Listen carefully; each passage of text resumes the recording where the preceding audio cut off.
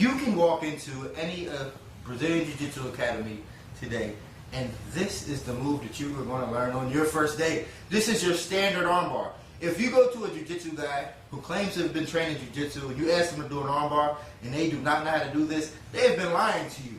So this is your very first armbar that you're ever going to learn.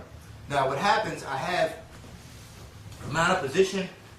This guy on the bottom is pushing off on my chest, pushing up. I'm going to come over the top of his arm here. So one hand comes down, the other one comes over the top. Now I'm going to use my hands as a pivot point to spin.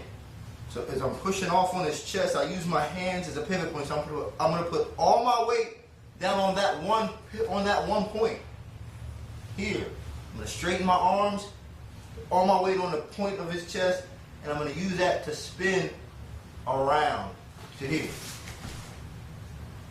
Obviously I had to stop there, but when I go in full speed, I have to go all the way through. So I come here, he's pushing off, one hand down, the other one comes over, I push all my weight down on that one point of his chest, and I spin. I have to spin. Now, a variation of this would be, because most guys who've been trained in jiu-jitsu or submission grappling or some form of grappling won't push off on your chest. So you're going to have to do it a little bit differently. You're going to have to maneuver your hips around on your own, because they're not going to give you this much access in order to do it. So when you're in this position, you'd probably come through, grab the tricep, move his arm out of the way to give your hip some space to move out. So you come here and maneuver yourself to the side here in order to get to submission. So, and this is the same concept as if I was doing it with the pushing out on his chest, but I want to get my hips off to the side of him. And I come here, then lean forward and step over.